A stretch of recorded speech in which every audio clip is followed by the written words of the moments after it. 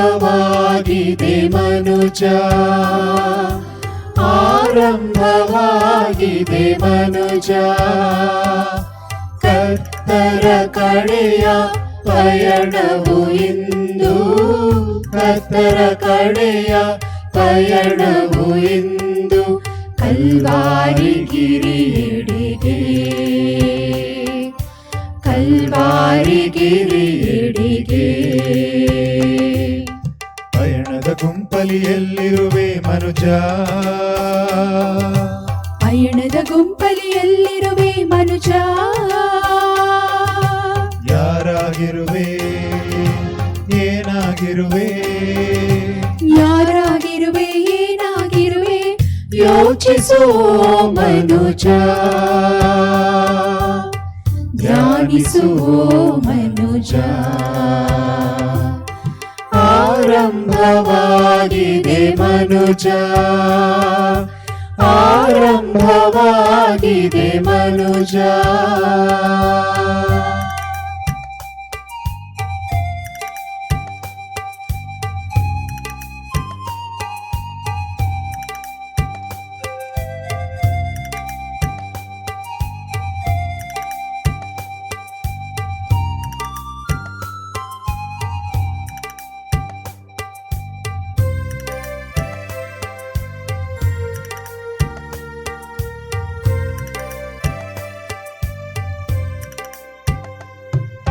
ನೀಚ ಪರಿಹಾಸ್ಯ ಶೋಕ ಕಣ್ಣೀರು ಅಲ್ಲಲಿ ತುಂಬಿರಲು,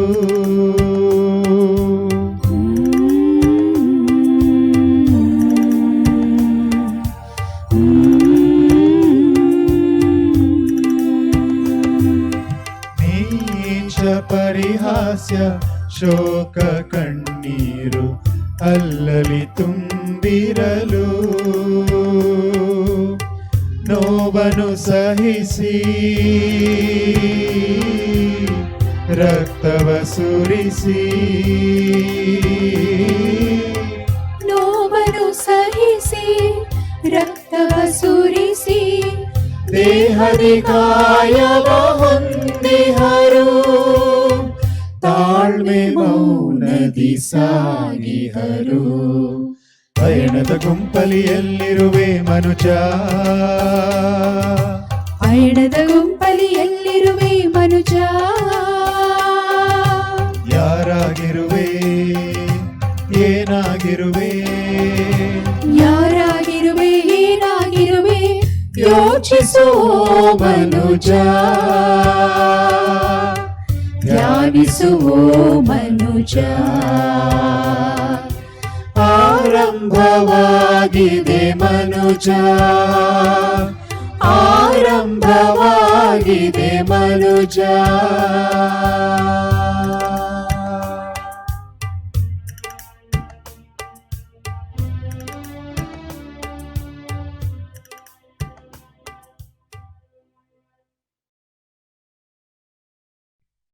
ಶಿಲುಬೆಯ ಹಾದಿ ಇದೊಂದು ಪವಿತ್ರ ಪಯಣ, ಇದೊಂದು ಪರಮಾನಂದ ಭರಿತ ಪಯಣ, ಇದೊಂದು ಪ್ರಾಣ ಸಂಕಟದ ಪಯಣವಲ್ಲ. ಹಾಗಾದರೆ ಇದು ಹೇಗೆ ಪರಮಾನಂದ ಭರಿತ ಪಯಣವಾಗಿದೆ? ಕ್ರೈಸ್ತರಾದ ನಮಗೆ ಪ್ರಾಣ ಸಂಕಟದ ಪಯಣವೇ ಪರಮಾನಂದ ಭರಿತ ಪಯಣಕ್ಕೆ ಪೂರಕವಾಗಿದೆ. ಏಕೆಂದರೆ ನಾವು ತ್ಯಾಗದ ಮೂಲಕ ಪುರಸ್ಕಾರಕ್ಕೆ ಪಾತ್ರರಾಗುತ್ತೇವೆ. ನಾವು ಸಾಯುವುದರ ಮೂಲಕ ಜೀವಿಸುತ್ತೇವೆ.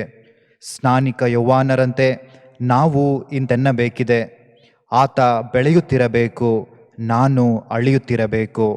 ಈ ಪವಿತ್ರ ಶಿಲುಬೆಯ ಹಾದಿಯಲ್ಲಿ ತಮ್ಮನ್ನೇ ಅಳಿದುಕೊಳ್ಳುವುದರ ಮೂಲಕ ನಮ್ಮ ಬೆಳವಣಿಗೆಗೆ ಕಾರಣಕರ್ತರಾದ ಯೇಸುವಿನ ಕುರಿತಾಗಿ ಧ್ಯಾನಿಸೋಣ. ಮೊಟ್ಟ ಮೊದಲಿಗೆ ನಾವು ಅಳಿಯೋಣ. ಆಗ ಮಾತ್ರ ಯೇಸುವನ್ನು ನಮ್ಮ ಸಮಾಜದ ಜನರಲ್ಲಿ ಬೆಳೆಸಬಹುದು. ಹಾಗಾದರೆ ನಮ್ಮ ಪಯಣ ಪ್ರಾರಂಭವಾಗಲಿ.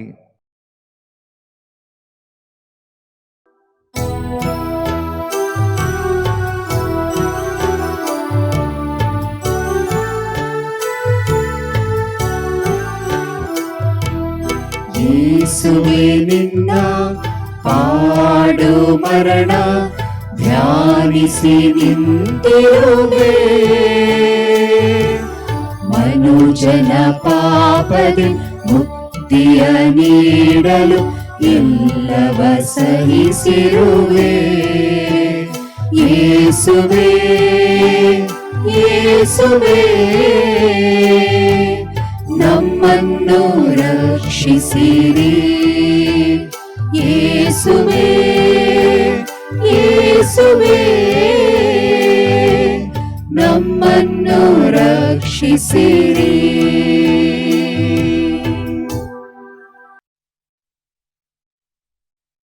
ಮೊದಲನೆಯ ಸ್ಥಳ, ಯೇಸುವಿನ ಮೇಲೆ ತೀರ್ಪು.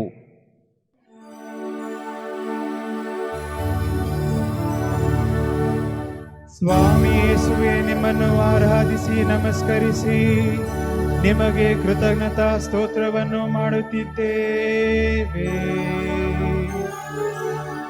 ಏಕೆಂದರೆ ನಿಮ್ಮ ಪವಿತ್ರ ಶಿಲುಬೆಯಿಂದ ಲೋಕವನ್ನು ರಕ್ಷಿಸಿದ್ದೀರಿ. ಜನರು ಅಧಿಕಾಧಿಕವಾಗಿ ಆರ್ಭಟಿಸುತ್ತಾ ಯೇಸುವನ್ನು ಶಿಲುಬೆಗೆ ಏರಿಸಲೇಬೇಕೆಂದು ಕೂಗಾಡಿದರು. ಕಟ್ಟಕಡೆಗೆ ಕೂಗಾಟಕ್ಕೆ ಗೆಲುವಾಯಿತು. ಆ ಜನರ ಕೋರಿಕೆಯಂತೆಯೇ ಆಗಲೆಂದು ಪಿಲಾತನು ತೀರ್ಮಾನಿಸಿದನು. ನಿರಪರಾಧಿಗೆ ಅನ್ಯಾಯದ ಶಿಕ್ಷೆ, ನಿರಪರಾಧಿಗೆ ಶಿಲುಬೆಯ ಮರಣ, ಅದು ಹೇಗೆ ಸಾಧ್ಯ? ಯೇಸು ಒಳಿತಾದುದನ್ನು ಮತ್ತು ನ್ಯಾಯವಾದುದನ್ನು ಮಾಡಿದ್ದರು. ಹಾಗಾದರೆ ಯಾತಕ್ಕಾಗಿ ಈ ಅನ್ಯಾಯದ ತೀರ್ಪು? ಏಕೆಂದರೆ ಹಲವಾರು ಮಂದಿ ಯೇಸುವನ್ನು ಇಷ್ಟಪಡಲಿಲ್ಲ. ಹಲವರಿಗೆ ಯೇಸುವಿನ ಮೇಲೆ ಸಹಿಸಲಾರದಷ್ಟು ಹೊಟ್ಟೆ ಕಿಚ್ಚು. ಇಂದು ಸಹ ನಾವೆಷ್ಟರ ಮಟ್ಟಿಗೆ ಪರರಿಗೆ ತೀರ್ಪಿಡುತ್ತೇವೆ? ನಾವು ಒಬ್ಬರನ್ನು ಇಷ್ಟಪಟ್ಟರೆ ಆತ ಅಥವಾ ಆಕೆ ನಮಗೆ ಒಳ್ಳೆಯವರಾಗುತ್ತಾರೆ. ಒಂದು ವೇಳೆ ಇಷ್ಟಪಡದಿದ್ದರೆ ಅವರು ನಮಗೆ ಕೆಟ್ಟವರಾಗುತ್ತಾರೆ. ನಾವು ಯಾರನ್ನು ಇಷ್ಟಪಡುತ್ತೇವೆ ಅಥವಾ ಇಷ್ಟಪಡುವುದಿಲ್ಲವೋ ಎಂಬ ಸಂಕುಚಿತ ಮನೋಭಾವಗಳಿಂದ ನಾವು ಹೊರಬರಬೇಕಿದೆ. ಅನ್ಯಾಯವಾಗಿ ತೀರ್ಪಿಡುವುದರ ಮೂಲಕ ನಾವು ಮಹಾ ತಪ್ಪನ್ನು ಎಸಗುತ್ತೇವೆ. ಇದೊಂದು ನಮ್ಮಿಂದ ದೂರವಾಗದ ದುಷ್ಟ ಗುಣವಾಗಿದೆ. ಆದ್ದರಿಂದಲೇ ಯೇಸು ನಮ್ಮನ್ನು ಎಚ್ಚರಿಸುತ್ತಾ ಹೀಗೆಂದಿದ್ದಾರೆ: ನೀವು ಇತರರ ಬಗ್ಗೆ ತೀರ್ಪು ಕೊಡಬೇಡಿ, ಆಗ ದೇವರು ನಿಮ್ಮ ಬಗ್ಗೆ ತೀರ್ಪು ಕೊಡುವುದಿಲ್ಲ. ಆಗ ನಾವು ತಪ್ಪು ತೀರ್ಪುಗಳಿಂದ ಮುಕ್ತರಾಗಿರುತ್ತೇವೆ. ಯಾವುದೇ ತಪ್ಪು ತೀರ್ಪುಗಳನ್ನು ನೀಡದೆ ನ್ಯಾಯಯುತವಾದ ತೀರ್ಪು ಕೊಡುವವರು ದೇವರೊಬ್ಬರೇ. ಪ್ರಭು ಯೇಸುವೇ, ಇತರರ ಬಗ್ಗೆ ತೀರ್ಪು ಕೊಡುವುದರಲ್ಲಿ ನಾವು ದುಡುಕದೆ ತಾಳ್ಮೆಯಿಂದ ಜೀವಿಸುವಂತೆ ಮಾಡಿರಿ. ನ್ಯಾಯ ತೀರ್ಪು ನಿಮ್ಮೊಬ್ಬರಿಂದ ಬರಲಿ. ಜವಾಬ್ದಾರಿಯುತ ಜೀವನ ಮಾತ್ರ ನಮ್ಮದಾಗಲಿ. ನಮ್ಮ ಮೇಲೆ ದಯೆ ತೋರಿ ಸ್ವಾಮಿ. ನಮ್ಮ ಮೇಲೆ ದಯೆ ತೋರಿ ಸ್ವಾಮಿ. ವಿಶ್ವಾಸಿಗಳ ಆತ್ಮಗಳು ಸರ್ವೇಶ್ವರನ ಕೃಪೆಯಿಂದ ಸಮಾಧಾನದಲ್ಲಿ ವಿಶ್ರಮಿಸಲಿ.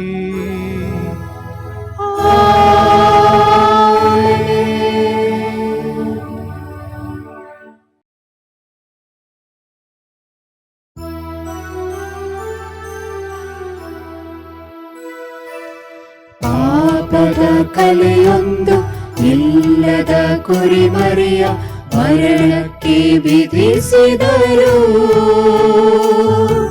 ಶಿಲುಬೆಯ ಹೆಗಲಲ್ಲಿ ಹೊತ್ತಿರುವ ಯೇಸುವು ಮೌನದಿ ಸಾಗಿದರು.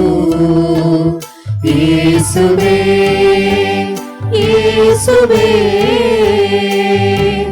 ನಮ್ಮ ನಮ್ಮನ್ನು ರಕ್ಷಿಸಿರಿ. ಯೇಸುವೇ ಯೇಸುವೇ ನಮ್ಮನ್ನು ರಕ್ಷಿಸಿರಿ.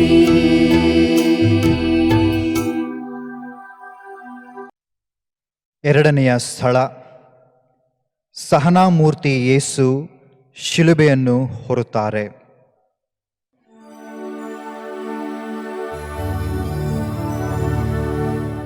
ಸ್ವಾಮಿ ಯೇಸುವೆ, ನಿಮ್ಮನ್ನು ಆರಾಧಿಸಿ ನಮಸ್ಕರಿಸಿ ನಿಮಗೆ ಕೃತಜ್ಞತಾ ಸ್ತೋತ್ರವನ್ನು ಮಾಡುತ್ತಿದ್ದೇವೆ. ಏಕೆಂದರೆ ನಿಮ್ಮ ಪವಿತ್ರ ಶಿಲುಬೆಯಿಂದ ಲೋಕವನ್ನು ರಕ್ಷಿಸಿದ್ದೀರಿ. ಯಹೂದ್ಯರು ಯೇಸುವನ್ನು ತಮ್ಮ ವಶಕ್ಕೆ ಪಡೆದುಕೊಂಡರು. ಯೇಸು ತಮ್ಮ ಶಿಲುಬೆಯನ್ನು ತಾವೇ ಹೊತ್ತುಕೊಂಡು ಕಪಾಲ ಎಂಬ ಸ್ಥಳಕ್ಕೆ ಹೋದರು. ಇದಕ್ಕೆ ಯಹೂದ್ಯರ ಭಾಷೆಯಲ್ಲಿ ಗೊಲ್ಗೋಥಾ ಎಂಬ ಹೆಸರು. ಪ್ರತಿಯೊಬ್ಬ ವ್ಯಕ್ತಿಗೂ ತನ್ನ ಬದುಕಿನಲ್ಲಿ ಒಂದಲ್ಲ ಒಂದು ಹೊರೆ ಇದೆ. ತಾಯಿಯಾದವಳು ತನ್ನ ಉದರದಲ್ಲಿ ಮಗುವನ್ನು ಹೊರಲೇಬೇಕು. ತಂದೆಯಾದವನು ತನ್ನ ಕುಟುಂಬದ ಜವಾಬ್ದಾರಿಯನ್ನು ಹೊತ್ತು ಸಾಗಲೇಬೇಕು.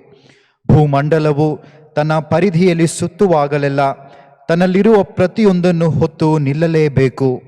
ಎತ್ತುಗಳು, ಕುದುರೆಗಳು ಮತ್ತು ಕತ್ತೆಗಳು ಭಾರವಾದ ಗಾಡಿಗಳನ್ನು ಎಳೆಯಲೇಬೇಕು.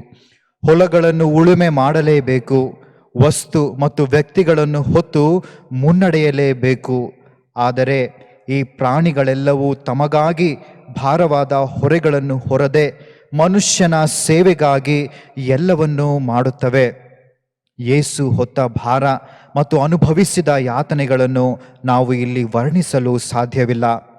ಯೇಸು ತಮ್ಮ ಮನುಷ್ಯಾವತಾರದ ಮುಖೇನ ಸರ್ವರ ದಾಸರಾದರು. ನಿಜವಾಗಿ ವಹಿಸಿಕೊಂಡನಾತ ತಮ್ಮ ಬಾಧೆಗಳನ್ನು, ಹೊರೆಯಂತೆ ಹೊತ್ತನಾತ ತಮ್ಮ ಕಷ್ಟ ಸಂಕಟಗಳನ್ನು. ಹಾಗಾದರೆ ನಮ್ಮ ಹೊರೆಗಳನ್ನು ನಾವು ಹೇಗೆ ನಿಭಾಯಿಸುತ್ತಿದ್ದೇವೆ? ನಮ್ಮ ಜವಾಬ್ದಾರಿಗಳೆಂಬ ಹೊರೆಗಳನ್ನು ನಾವು ಹೇಗೆ ಹೊರುತ್ತಿದ್ದೇವೆ? ಪರರ ಕಷ್ಟ ಸಮಸ್ಯೆಗಳೆಂಬ ಹೊರೆಗಳನ್ನು ಹೊರಲು ನಾವು ಸಹಾಯ ಮಾಡುತ್ತಿದ್ದೇವೆಯೇ? ಪ್ರಭು ಯೇಸುವೆ, ನಮ್ಮ ಕರ್ತವ್ಯಗಳನ್ನು ಸಂತೋಷದಿಂದ ನಿರ್ವಹಿಸಲು ನಮಗೆ ಸಹಾಯ ಮಾಡಿರಿ.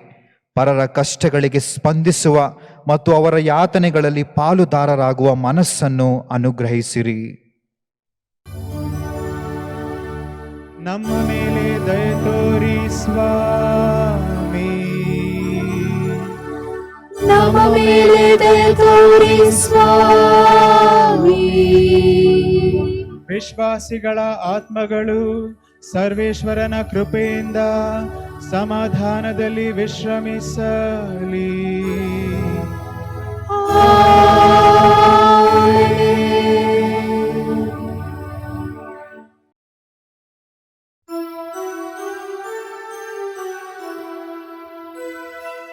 ನೊಂದವರ ಕಣ್ಣೀರ ಉಳಿಸಿದ ನರಪುತ್ರ ಒಬ್ಬಂಟಿಯಾಗಿ ಹೋದರು. ಶಿಲುಬೆಯ ಭಾರವು ಹೊರಲಾಗದೆ ಯೇಸು ಕುಸಿಯುತ್ತ ಬಿದ್ದಿಹರು. ಯೇಸುವೇ ಯೇಸುವೇ ನಮ್ಮನ್ನು ರಕ್ಷಿಸಿರಿ. ಯೇಸುವೇ ಯೇಸುವೇ ನಮ್ಮನ್ನು ರಕ್ಷಿಸಿರಿ. ಮೂರನೆಯ ಸ್ಥಳ, ಯೇಸು ಸ್ವಾಮಿ ಮೊದಲ ಬಾರಿ ಮುಗ್ಗರಿಸಿ ಬೀಳುತ್ತಾರೆ.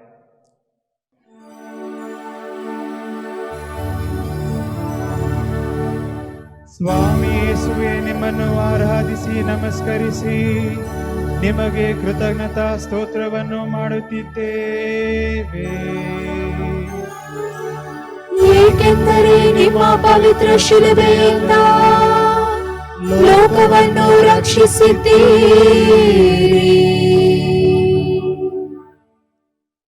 ತೊಳಲುತ್ತಿದ್ದೆವು ನಾವೆಲ್ಲರೂ ದಾರಿ ತಪ್ಪಿದ ಕುರಿಗಳಂತೆ. ಹಿಡಿಯುತ್ತಿದ್ದನು ಪ್ರತಿಯೊಬ್ಬನು ತನ್ನ ತನ್ನ ದಾರಿಯನ್ನೇ. ನಮ್ಮೆಲ್ಲರ ದೋಷವನ್ನು ಸರ್ವೇಶ್ವರ ಹಾಕಿದ್ದ ಆತನ ಮೇಲೆ ನಾವು ಹಲವಾರು ಬಾರಿ ಬಿದ್ದರೂ ಕೇವಲ ಪ್ರಥಮ ಬಾರಿಗೆ ಬಿದ್ದಿರುವಂತೆ ನಟಿಸುತ್ತಾ ನಮ್ಮನ್ನೇ ನಾವು ಸಮರ್ಥಿಸಿಕೊಳ್ಳುತ್ತೇವೆ. ನೋಡೋಣ, ನಮ್ಮ ಹಣೆ ಬರಹದಂತೆ ಬದುಕೋಣ, ನಮ್ಮ ಬದುಕಿನ ಬರವಣಿಗೆಯನ್ನು ಯಾರು ಬದಲಾಯಿಸಲಾರರು ಎಂಬ ಈ ಮಾತುಗಳು ಹತಾಶೆಯ ಮತ್ತು ಅಸಹಾಯಕತೆಯ ಸಂದರ್ಭಗಳಲ್ಲಿ ನಮ್ಮ ಬಾಯಿಂದ ಹೊರಹೊಮ್ಮುತ್ತವೆ. ಇದು ಸರಿಯಾದ ಬೆಳವಣಿಗೆಯಲ್ಲ. ದೇವರ ಕೃಪೆಯೊಂದಿಗೆ ನಮ್ಮ ಬದುಕಿನ ಬರವಣಿಗೆಯನ್ನು ನಾವು ಬರೆಯಬೇಕಿದೆ. ನಮ್ಮ ಬದುಕನ್ನು ನಾವೇ ಜೀವಿಸಬೇಕಾಗಿದೆ. ನಮ್ಮ ಶಿಲುಬೆಗಳಡಿ ನಾವು ಕುಸಿದು ಬಿದ್ದಿದ್ದರೆ ನಾವು ಎದ್ದು ಮುಂದೆ ಸಾಗಬೇಕಾಗಿದೆ. ಯೇಸು ನಮ್ಮೊಂದಿಗೆ ತಮ್ಮ ಹೆಜ್ಜೆಗಳನ್ನಿಡುತ್ತಾರೆ, ಏಕೆಂದರೆ ಅವರೇ ಸ್ವತಃ ಹೀಗೆಂದಿದ್ದಾರೆ, ನಾನು ನಿಮಗೆ ಒಂದು ಆದರ್ಶವನ್ನು ಕೊಟ್ಟಿದ್ದೇನೆ, ಭಯಪಡದೆ ನಾವು ಮುನ್ನುಗ್ಗಬೇಕಿದೆ. ಅವರೇ ಸ್ವತಃ ವಿಶ್ರಾಂತಿಯನ್ನು ನಮಗೆ ನೀಡುತ್ತಾರೆ. ನಮ್ಮನ್ನು ಹೊತ್ತು ಸಾಗುವಾಗ ಯೇಸು ಬಿದ್ದರು. ನಮ್ಮನ್ನು ಸುರಕ್ಷಿತವಾಗಿ ಕಾಪಾಡಲು ಯೇಸು ಮತ್ತೊಮ್ಮೆ ಎದ್ದು ಮುಂದೆ ಸಾಗಿದರು. ಯೇಸುವಿಗಾಗಿಯೂ ಹಾಗೂ ಅವರ ದೈವೀ ಪ್ರಜೆಗಳಿಗಾಗಿಯೂ ನಾವು ಜೀವಿಸುತ್ತಿದ್ದೇವೆಯೇ? ಪ್ರಭು ಯೇಸುವೆ, ನಾವು ಮೇಲೆದ್ದು ನಿಮ್ಮ ಜೊತೆ ಮುನ್ನಡೆಯುತ್ತೇವೆ. ನಿಮ್ಮ ಕೃಪಾವರಗಳನ್ನು ನಮ್ಮ ಮೇಲೆ ಸುರಿಸಿರಿ. ನಮ್ಮ ಮೇಲೆ ದಯೆ ತೋರಿ ಸ್ವಾಮಿ. ನಮ್ಮ ಮೇಲೆ ದಯೆ ತೋರಿ ಸ್ವಾಮಿ. ವಿಶ್ವಾಸಿಗಳ ಆತ್ಮಗಳು ಸರ್ವೇಶ್ವರನ ಕೃಪೆಯಿಂದ ಸಮಾಧಾನದಲ್ಲಿ ವಿಶ್ರಮಿಸಲಿ.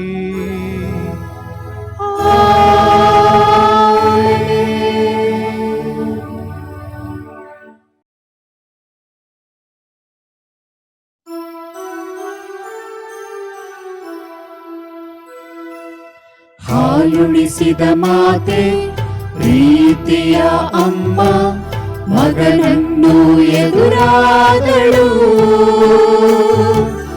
ದುಃಖದ ಅಲಗೊಂದು ಎದೆಯಲ್ಲಿ ನಾಟಿದ ವೇದನೆ ಸಹಿಸಿದಳು.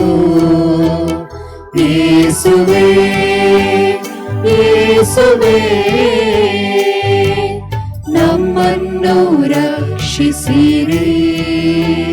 ಯೇಸುವೇ, ಯೇಸುವೇ, ನಮ್ಮನ್ನು ರಕ್ಷಿಸಿರಿ. ನಾಲ್ಕನೆಯ ಸ್ಥಳ, ಯೇಸು ಸ್ವಾಮಿ ತಮ್ಮ ತಾಯಿಯನ್ನು ಎದುರುಗೊಳ್ಳುತ್ತಾರೆ.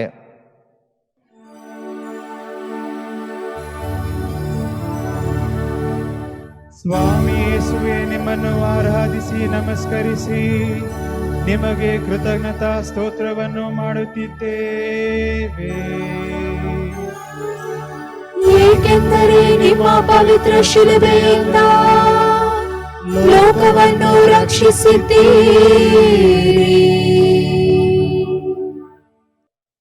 ನಿನ್ನ ತಂದೆ ತಾಯಿಯರನ್ನು ಗೌರವಿಸು. ಗೌರವಿಸಿದರೆ ನಿನ್ನ ದೇವರು ಸರ್ವೇಶ್ವರನೂ ಆದ ನಾನು ನಿನಗೆ ಅನುಗ್ರಹಿಸುವ ನಾಡಿನಲ್ಲಿ ಬಹುಕಾಲ ಬಾಳುವೆ ಎಂದು ಸರ್ವೇಶ್ವರ ಸ್ವಾಮಿ ಹೇಳಿದ್ದಾರೆ. ನಾವು ಭೇಟಿ ಮಾಡಬೇಕಿದೆ. ಇಲ್ಲಿಯ ತನಕ ನಾವು ಯಾರನ್ನು ಭೇಟಿ ಮಾಡಿದ್ದೇವೆ? ಯೇಸು ಹುಟ್ಟಿ ಬಂದದ್ದೇ ನಮ್ಮನ್ನು ಭೇಟಿ ಮಾಡಲು. ನಾವು ಸಹ ಯೇಸುವನ್ನು ಸಂಧಿಸಬೇಕಿದೆ. ನಮ್ಮಲ್ಲಿ ಕೆಲವರು ಯೇಸುವನ್ನು ಇನ್ನೂ ಭೇಟಿ ಮಾಡಿಲ್ಲ. ಆದುದರಿಂದಲೇ ನಮ್ಮಲ್ಲಿ ಕೆಲವರಿಗೆ ತಮ್ಮ ಆತ್ಮಸಾಕ್ಷಿಯಲ್ಲಿಯೇ ವೈರತ್ವ ಮತ್ತು ಗುದ್ದಾಟಗಳು. ನಮಗಾಗಿ ಜೀವಿಸುವುದು ಜೀವನವಲ್ಲ, ಏಕೆಂದರೆ ಯೇಸು ಸರ್ವರ ದೇವರು. ನಾವು ಸಹ ಸರ್ವರಿಗಾಗಿ ಜೀವಿಸಬೇಕಿದೆ. ಜನರು ನಮ್ಮಲ್ಲಿ ಯೇಸುವನ್ನು ಕಾಣಲು ಸಾಧ್ಯವೇ? ಆದುದರಿಂದಲೇ ಮೊಟ್ಟ ಮೊದಲು ನಮ್ಮೊಳಗೆ ನಾವು ಯೇಸುವನ್ನು ಭೇಟಿ ಮಾಡಬೇಕಿದೆ. ತದನಂತರ ನಮ್ಮ ಕುಟುಂಬ, ಪೋಷಕರು, ಬಂಧು ಬಳಗ, ಸ್ನೇಹಿತರು ಹಾಗೂ ಇನ್ನೂ ಮುಖ್ಯವಾಗಿ ನಿರ್ಗತಿಕರು, ದಮನಿತರು ಹಾಗೂ ಶೋಷಿತರಲ್ಲಿ ನಾವು ಯೇಸುವನ್ನು ಕಾಣಬೇಕಿದೆ. ಆಗ ಯೇಸು ಹಿಂತೆನ್ನುತ್ತಾರೆ, ಈ ನನ್ನ ಸೋದರರಲ್ಲಿ ಒಬ್ಬನಿಗೆ ಅವನೆಷ್ಟೇ ಕನಿಷ್ಠನಾಗಿರಲಿ, ನೀವು ಹೀಗೆ ಮಾಡಿದಾಗಲೆಲ್ಲ ಅದನ್ನು ನನಗೇ ಮಾಡಿದಿರಿ ಎಂದು ನಿಮಗೆ ಸತ್ಯವಾಗಿ ಹೇಳುತ್ತೇನೆ. ದೇವರು ನಮ್ಮನ್ನು ಭೇಟಿ ಮಾಡುವ ಸಲುವಾಗಿ ಒಬ್ಬ ಸಾಮಾನ್ಯ ಅಬಲೆಯಾಗಿದ್ದ ಕನ್ಯಾಮರಿಯಳನ್ನು ತಮ್ಮ ಮಂಗಳ ವಾರ್ತೆಯಿಂದ ಪ್ರಾರಂಭಿಸಿ ತಮ್ಮ ಪುತ್ರನ ಶಿಲುಬೆಯ ಮರಣದವರೆಗೂ ಭೇಟಿ ಮಾಡುತ್ತಲೇ ಇದ್ದರು. ಪ್ರಭು ಯೇಸುವೆ, ದೈನ ಮನಸ್ಸಿನವರು ನಾವಾಗುವಂತೆ ನಮಗೆ ಕೃಪೆ ತೋರಿರಿ. ನಿಮ್ಮಂತೆ ಸರ್ವರ ಬಾಂಧವ್ಯದ ಬೆಸುಗೆ ನಾವಾಗುವಂತೆ ಮಾಡಿರಿ. ನಮ್ಮ ಮೇಲೆ ದಯೆ ತೋರಿ ಸ್ವಾಮಿ. ನಮ್ಮ ಮೇಲೆ ದಯೆ ತೋರಿ ಸ್ವಾಮಿ. ವಿಶ್ವಾಸಿಗಳ ಆತ್ಮಗಳು ಸರ್ವೇಶ್ವರನ ಕೃಪೆಯಿಂದ ಸಮಾಧಾನದಲ್ಲಿ ವಿಶ್ರಮಿಸಲಿ.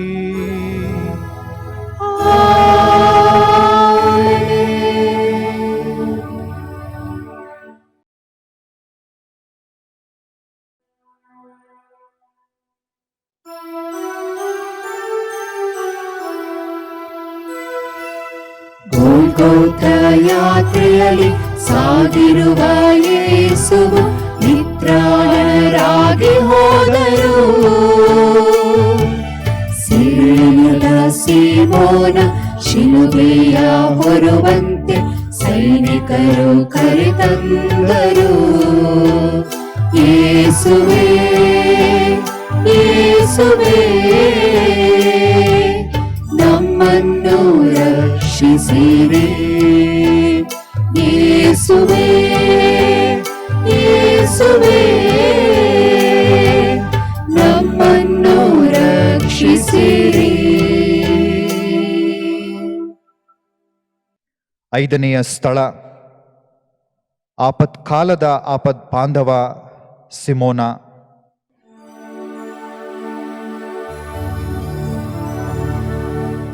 ಸ್ವಾಮಿ ಯೇಸುವೆ, ನಿಮ್ಮನ್ನು ಆರಾಧಿಸಿ ನಮಸ್ಕರಿಸಿ ನಿಮಗೆ ಕೃತಜ್ಞತಾ ಸ್ತೋತ್ರವನ್ನು ಮಾಡುತ್ತಿದ್ದೇವೆ. ಏಕೆಂದರೆ ನಿಮ್ಮ ಪವಿತ್ರ ಶಿಲುಬೆಯಿಂದ ಲೋಕವನ್ನು ರಕ್ಷಿಸಿದ್ದೀರಿ. ಸೈನಿಕರು ಯೇಸುವನ್ನು ಕರೆದೊಯ್ಯುವಾಗ ಸಿರೇನ್ ಪಟ್ಟಣದ ಸಿಮೋನ ಎಂಬಾತ ಹಳ್ಳಿಯ ಕಡೆಯಿಂದ ಆ ಮಾರ್ಗವಾಗಿ ಬರುತ್ತಿದ್ದನು. ಅವನನ್ನು ಹಿಡಿದು ಶಿಲುಬೆಯನ್ನು ಹೊತ್ತು ಯೇಸುವಿನ ಹಿಂದೆ ಬರುವಂತೆ ಒತ್ತಾಯ ಮಾಡಿದ್ದರು. ನಿಮ್ಮ ಶಿಲುಬೆಗಳನ್ನು ಹೊರಲು ನಾನು ಸಿದ್ಧನಿದ್ದೇನೆ. ನೀವು ಯಾರ ಶಿಲುಬೆಗಳನ್ನು ಹೊರುವಿರಿ? ನೀವು ಯಾವುದನ್ನು ಹೊರಲು ಸಿದ್ಧರಿಲ್ಲದೆ ನಿಮ್ಮ ಬದುಕಿಗೆ ಅರ್ಥವಿದೆಯೇ? ಶಿಲುಬೆಯನ್ನು ಹೊರುವುದರ ಮೂಲಕ ನಿಮಗೆ ನಾನು ಸಹಾಯ ಮಾಡಿದಂತೆ ನೀವು ಪರರಿಗೂ ಸಹಾಯ ಮಾಡಿರಿ. ಸಹಾಯ ಎಂದರೆ ನೀವು ಇತರರ ಹಾಗೂ ಇತರರು ನಿಮ್ಮ ಶಿಲುಬೆಯನ್ನು ಹೊತ್ತು ಸಾಗುವುದಾಗಿದೆ. ಸಹಾಯದ ಶಕ್ತಿ ಅದಮ್ಯ. ಅದು ಸರ್ವರ ಮೊಗದಲ್ಲಿ ಉಲ್ಲಾಸವನ್ನು ತರುತ್ತದೆ ವಿನಃ ಅಳುವನ್ನಲ್ಲ. ಸಿಮೋನ ಯೇಸುವಿನ ಕಷ್ಟದಲ್ಲಿ ಕೈ ಹಿಡಿದಾಗ ಯೇಸು ಸಾಂತ್ವನವನ್ನು ಪಡೆದರು. ಪರರು ಪರಮಾನಂದ ಭರಿತರಾಗುವುದಾದರೆ ನೀವು ಸಹಾಯ ಮಾಡಲು ಮುನ್ನುಗ್ಗಿರಿ. ನಿಮ್ಮ ಕಡು ಕಷ್ಟಗಳಲ್ಲೂ ನಗು ಚೆಲ್ಲಿರಿ. ಇತರರ ಕಷ್ಟಗಳಲ್ಲೂ ನಿಮ್ಮ ಕಣ್ಣೀರು ಹರಿಯರಿ. ಸಹಾಯಕ್ಕಾಗಿ ಹಾತೊರೆಯುವವರನ್ನು ನೀವೇ ಹುಡುಕಿರಿ. ಪ್ರಭು ಯೇಸುವೆ, ಸಿಮೋನ ಮತ್ತು ನಿಮ್ಮ ಶಿಲುಬೆಯ ಹಾದಿಯಲ್ಲಿ ನೆರವಾದನು. ನಮ್ಮ ಬದುಕಿನ ಪಯಣದಲ್ಲಿ ಹಲವರು ನಮಗೆ ಸಹಾಯವನ್ನು ನೀಡುತ್ತಾರೆ. ಪರರ ಕಷ್ಟಗಳ ಸಂದರ್ಭದಲ್ಲಿ ನಾವು ಅಸಡ್ಡೆ ತೋರದೆ ಪ್ರಾಮಾಣಿಕತೆಯಿಂದ ಸ್ಪಂದಿಸುವಂತೆ ಮಾಡಿರಿ.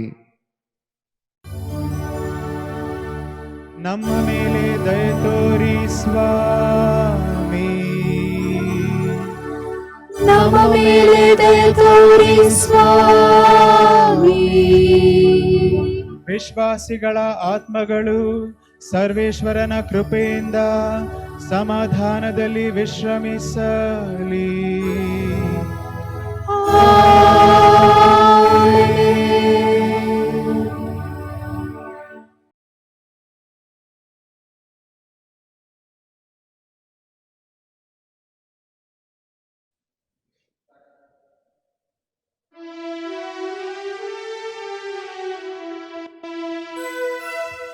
ಶಿರದಲ್ಲಿ ಮುಳ್ಳು, ಮಪ್ಪಾದ ಕಣ್ಣು, ರಕ್ತ ಸಿಕ್ತವಾದ ಮುಖವನು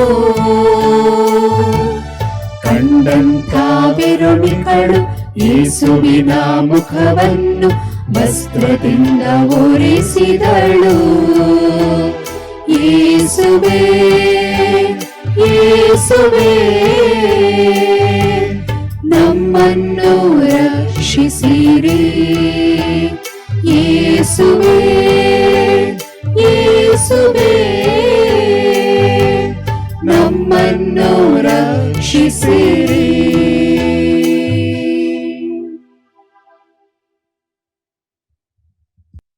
ಆರನೆಯ ಸ್ಥಳ, ವೆರೋನಿಕಮ್ಮಳು ಯೇಸುವಿನ ಮುಖವನ್ನು ಶುಭ್ರವಾಗಿ ಒರೆಸುತ್ತಾಳೆ.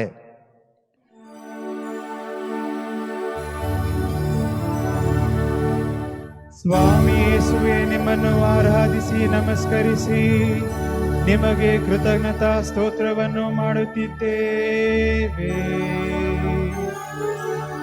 ಏಕೆಂದರೆ ನಿಮ್ಮ ಪವಿತ್ರ ಶಿಲುಬೆಯಿಂದ ಲೋಕವನ್ನು ರಕ್ಷಿಸಿದ್ದೀರಿ.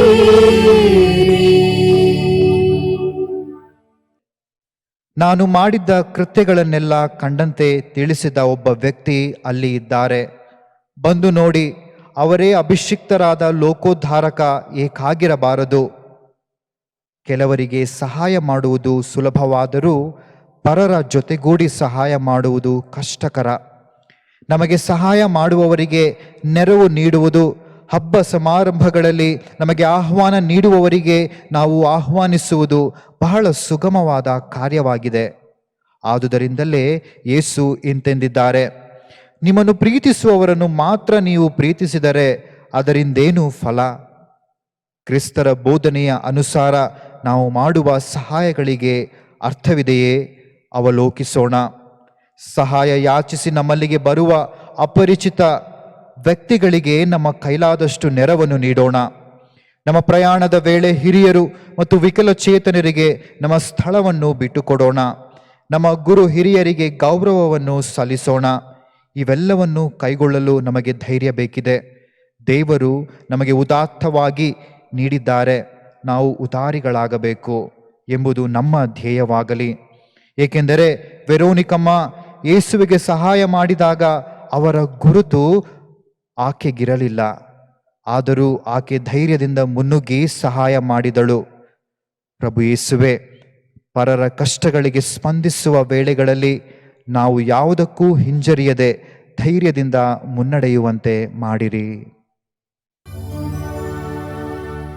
ನಮ್ಮ ಮೇಲೆ ದಯೆ ತೋರಿ ಸ್ವಾಮಿ. ನಮ್ಮ ಮೇಲೆ ದಯೆ ತೋರಿ ಸ್ವಾಮಿ.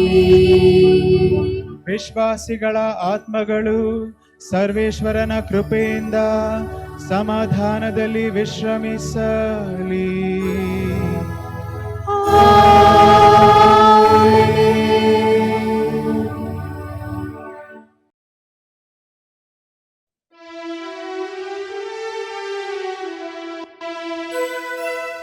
ಚಾಟಿಯ ಹೊಡೆತ ಶಿಲುಬೆಯ ಭಾರವು ಯೇಸುವು ತಾಳಲಾರದೆ,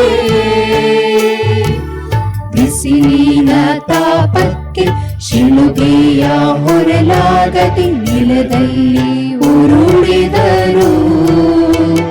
ಯೇಸುವೇ ಯೇಸುವೇ ನಮ್ಮನ್ನು ರಕ್ಷಿಸಿರಿ. ಯೇಸುವೇ ಯೇಸುವೇ ನಮ್ಮನ್ನು ರಕ್ಷಿಸಿರಿ. ಏಳನೆಯ ಸ್ಥಳ, ಯೇಸು ಸ್ವಾಮಿ ಎರಡನೆಯ ಬಾರಿ ಮುಕ್ಕರಿಸಿ ಬೀಳುತ್ತಾರೆ.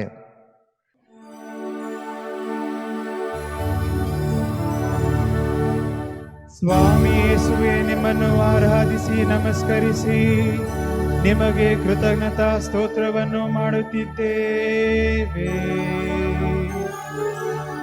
ಏಕೆಂದರೆ ನಿಮ್ಮ ಪವಿತ್ರ ಶಿಲುಬೆಯಿಂದ ಲೋಕವನ್ನು ರಕ್ಷಿಸಿದ್ದೀರಿ. ತನ್ನನ್ನೇ ಬರಿದು ಮಾಡಿಕೊಂಡು ದಾಸನ ರೂಪವನ್ನು ಧರಿಸಿಕೊಂಡು ಮನುಜನಾಕಾರದಲ್ಲಿ ಕಾಣಿಸಿಕೊಂಡು ನರಮಾನವರಿಗೆ ಸರಿಸಮನಾದ. ತನ್ನನ್ನೇ ತಗ್ಗಿಸಿಕೊಂಡು ವಿಧೇಯನಾಗಿ ನಡೆದುಕೊಂಡು ಮರಣ ಪರ್ಯಂತರ, ಹೌದೌದು ಶಿಲುಬೆಯ ಮರಣ ಪರ್ಯಂತರ ವಿಧೇಯನಾದ. ಶಿಲುಬೆಯ ಭಾರಕ್ಕೆ ಯೇಸು ಮತ್ತೊಮ್ಮೆ ಬಿದ್ದರು. ಹಾಗಾದರೆ ನಮ್ಮ ಏಳು ಬೀಳುಗಳು, ನಮ್ಮ ಬೀಳುವಿಕೆ ನಮ್ಮ ನಿರಂತರ ಪಾಪಗಳ ಫಲವೇ? ಮೊದಲ ಬಾರಿ ನಾವು ಬಿದ್ದಾಗ ನಮ್ಮನ್ನು ಮೇಲೆತ್ತಲು ಹಲವು ಮಂದಿ ಮುನ್ನುಗ್ಗಬಹುದು. ಎರಡನೆಯ ಬಾರಿ ಕೆಲವೇ ಮಂದಿ ಮುಂದೆ ಬರಬಹುದು. ಪದೇ ಪದೇ ನಾವು ಬಿದ್ದಾಗ ನಾವು ಬಲಹೀನರಾಗುತ್ತೇವೆ. ಕೆಲವು ಬಾರಿ ಬೇಕೆಂದೇ ಕೆಲವರು ನಮ್ಮನ್ನು ತಳ್ಳಿ ಬೀಳಿಸಬಹುದು. ಚಿಂತಿಸದಿರಿ, ಏಕೆಂದರೆ ಸಂಪೂರ್ಣವಾಗಿ ನೀವು ಜವಾಬ್ದಾರರಲ್ಲ. ಏಕೆಂದರೆ ನಮ್ಮ ಬೀಳುವಿಕೆಯಲ್ಲಿ ಯೇಸು ಮನಮರುಗುತ್ತಾರೆ. ನಾವು ಪಾಪದಲ್ಲಿ ಬಿದ್ದಾಗಲೆಲ್ಲ ಯೇಸು ಪುನರಾವರ್ತಿ ಬೀಳುತ್ತಾರೆ. ನಾವು ಮೇಲೆದ್ದು ಬರಬಹುದು ಎಂದು ಅವರು ಮೇಲೆದ್ದು ನಿಲ್ಲುತ್ತಾರೆ. ಪ್ರಭು ಯೇಸುವೆ, ಈ ಲೋಕದಲ್ಲಿ ನೀವು ನಮಗೆ ಅಮೂಲ್ಯರು. ನೀವೇಕೆ ನಮ್ಮನ್ನು ಅತಿಯಾಗಿ ಪ್ರೀತಿಸುತ್ತೀರಿ ಎಂಬ ಆಲೋಚನೆ ಬಂದಾಗಲೆಲ್ಲ ನಾವು ಮನಸೋತಿದ್ದೇವೆ.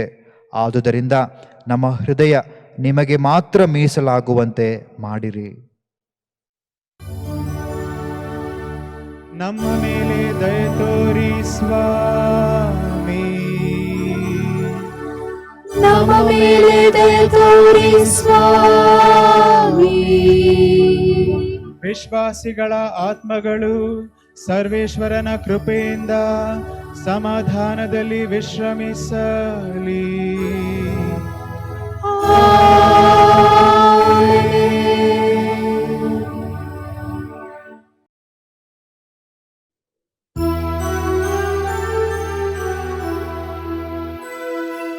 ಜೆರೂಸಲೇಮ್ ಸ್ತ್ರೀಯರು ಯೇಸು ಪಟ್ಟ ಪಾಡುಗಳ ಕಾಣುತ್ತ ಗೋಳಾಡಲು ಪ್ರಭು ಯೇಸು ನುಡಿದರು, ನನಗಾಗಿ ಅಳಬೇಡಿ, ನಿಮಗಾಗಿ ಹತ್ತುಕೊಳ್ಳಿರಿ. ಯೇಸುವೇ ಯೇಸುವೇ ನಮ್ಮನ್ನು ರಕ್ಷಿಸಿರಿ. ಯೇಸುವೇ ಯೇಸುವೇ ನಮ್ಮನ್ನು ರಕ್ಷಿಸಿರಿ. ಎಂಟನೆಯ ಸ್ಥಳ, ಜೆರುಸಲೇಮಿನ ಪುಣ್ಯ ಸ್ತ್ರೀಯರಿಗೆ ಯೇಸು ಸ್ವಾಮಿಯಿಂದ ಸಾಂತ್ವನದ ನುಡಿಗಳು.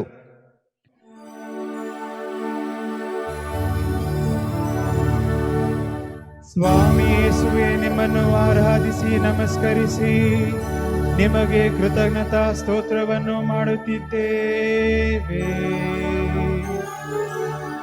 ಏಕೆಂದರೆ ನಿಮ್ಮ ಪವಿತ್ರ ಶಿಲುಬೆಯಿಂದ ಲೋಕವನ್ನು ರಕ್ಷಿಸಿದ್ದೀರಿ.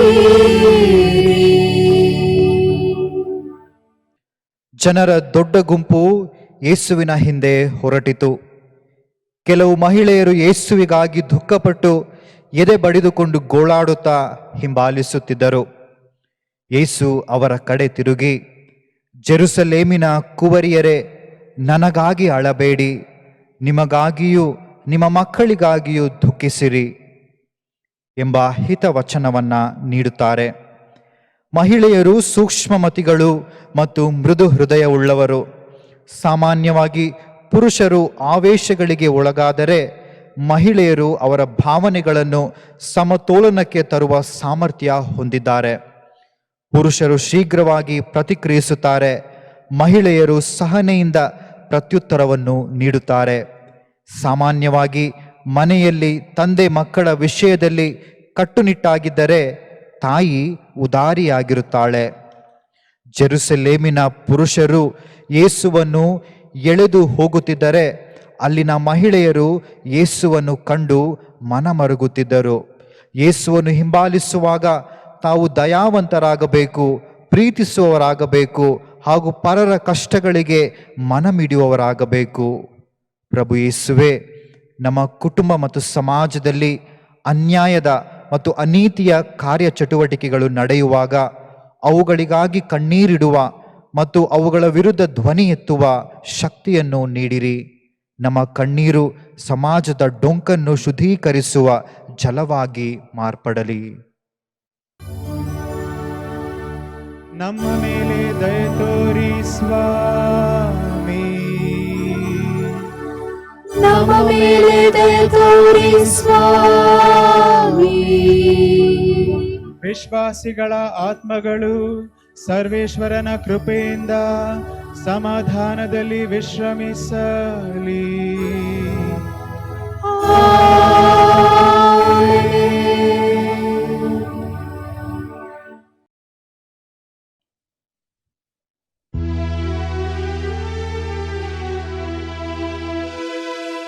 ಕುಂಟರು ಕುರುಡರು ಬಳಲಿ ಬೆಂಡಾದವರು ಸೇವೆ ಕೈದ ಪ್ರಭು ಯೇಸುವು. ನಡೆಯಲು ಆಗದೆ ಭಾರವ ಹೊರಲಾಗದೆ ಮುಗ್ಗರಿಸಿ ಬಿದ್ದಿಹರು. ಯೇಸುವೇ ಯೇಸುವೇ ನಮ್ಮನ್ನು ರಕ್ಷಿಸಿರಿ. ಯೇಸುವೇ ಯೇಸುವೇ ನಮ್ಮನ್ನು ರಕ್ಷಿಸಿರಿ. 9ನೆಯ ಸ್ಥಳ, ಕಲ್ವಾರಿಯಲ್ಲಿ ಕೊನೆಯ ಬಾರಿ ಕುಸಿದ ಕ್ರಿಸ್ತ.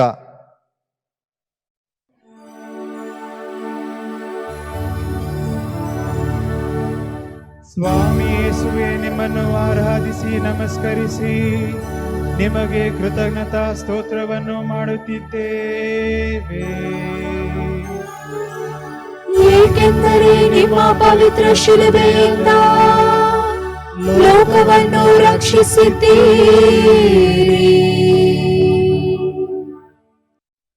ಗಾಯಗೊಂಡನಾತ ನಮ್ಮ ಪಾಪಗಳ ನಿಮಿತ್ತ, ಜರ್ಜರಿತನಾದ ನಮ್ಮ ದ್ರೋಹಗಳ ದೆಸೆಯಿಂದ ಯೇಸು ಸಂಪೂರ್ಣವಾಗಿ ನಿತ್ರಾಣಗೊಂಡಿದ್ದಾರೆ. ಅವರ ತೋಳಿನಲ್ಲಿ ಬಲವಿಲ್ಲ. ಸೃಷ್ಟಿಕರ್ತ ದೇವರು ಮನುಷ್ಯನಿಗೆ ನೀಡಿದ ಸ್ವಾತಂತ್ರ್ಯದ ಫಲವೇ ದೇವರ ಸ್ವಾತಂತ್ರ್ಯಕ್ಕೆ ಮುಳುವಾಯಿತು. ಆದರೂ ದೇವರ ಪ್ರೀತಿ ಅಧಿಕವಾದುದು. ಶಿಕ್ಷೆಗೊಳಗಾದ ನಮ್ಮ ರಕ್ಷೆಗಾಗಿ, ಪೆಟ್ಟು ತಿಂದ ನಮ್ಮ ಸ್ವಸ್ಥತೆಗಾಗಿ ಯೇಸು ತಮ್ಮ ಯಾತನೆಯನ್ನು ತಮ್ಮಷ್ಟಕ್ಕೆ ತಾವೇ ಸಹಿಸಿಕೊಂಡರು. ಏಕೆಂದರೆ ನಮ್ಮ ರಕ್ಷಣೆಯೇ ಅವರ ಬದುಕಿನ ಮೂಲ ಗುರಿಯಾಗಿತ್ತು. ನಮ್ಮ ಬದುಕಿನಲ್ಲಿ ನಾವು ಉಪಯೋಗಕ್ಕೆ ಬರುವ ವ್ಯಕ್ತಿಗಳು ಎಂದು ಭಾವಿಸುವ ಅನೇಕರನ್ನು ನಾವು ಬಳಸಿಕೊಂಡು ತದನಂತರ ಅವರನ್ನು ಲಕ್ಷಿಸದೆ ಜೀವಿಸುವುದು ಎಷ್ಟು ಸರಿ? ನಮ್ಮ ವರ್ತನೆಗಳು ಕೇವಲ ಸ್ವಾರ್ಥಪರ ಚಿಂತನೆಗಳಿಗೆ ಸೀಮಿತವಾಗಿ ಬಿಡುತ್ತವೆ. ಹಾಗಾದರೆ ಇನ್ಯಾವ ರೀತಿಯಲ್ಲಿ ನಾವು ದೇವರ ದೃಷ್ಟಿಯಲ್ಲಿ ಉಪಯೋಗಕ್ಕೆ ಬರುತ್ತೇವೆ? ನಾವಿಲ್ಲದಿದ್ದರೆ ದೇವರು ಸಮಾಧಾನದಿಂದ ಇರಲು ಸಾಧ್ಯವಿಲ್ಲವೇ? ಖಂಡಿತವಾಗಿ ಸಾಧ್ಯವಿದೆ. ಆದರೆ ಅವರ ಅಪರಿಮಿತ ಪ್ರೀತಿಯು ಬಹಳ ಪ್ರಭಾವಶಾಲಿಯಾಗಿದೆ. ತಮ್ಮನ್ನೇ ಸಂಪೂರ್ಣವಾಗಿ ಕೊಡುವ ದೇವರು ಅವರಾಗಿದ್ದಾರೆ. ಇದಕ್ಕಿಂತ ಮಿಗಿಲಾದುದು ಏನು ಬೇಕು? ಪ್ರಭು ಯೇಸುವೆ, ನಮಗಾಗಿ ನಿಮ್ಮನ್ನೇ ನೀವು ಸಮರ್ಪಿಸಿದಿರಿ. ನಿಮ್ಮಂತೆ ಜೀವಿಸುವ ಜವಾಬ್ದಾರಿ ನಮ್ಮದಾಗಿದೆ. ತಡ ಮಾಡದೆ ಕಾರ್ಯಪ್ರವೃತ್ತರಾಗಲು ನಮಗೆ ಒತ್ತಾಸೆ ನೀಡಿರಿ. ನಮ್ಮ ಮೇಲೆ ದಯೆ ತೋರಿ ಸ್ವಾಮಿ. ನಮ್ಮ ಮೇಲೆ ದಯೆ ತೋರಿ ಸ್ವಾಮಿ. ವಿಶ್ವಾಸಿಗಳ ಆತ್ಮಗಳು ಸರ್ವೇಶ್ವರನ ಕೃಪೆಯಿಂದ ಸಮಾಧಾನದಲ್ಲಿ ವಿಶ್ರಮಿಸಲಿ.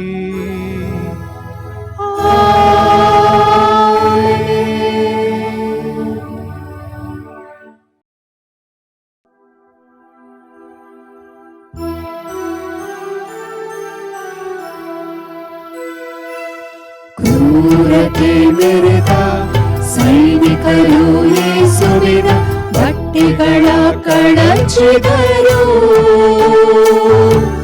ದೇವರ ಪುತ್ರ ಲೋಕದ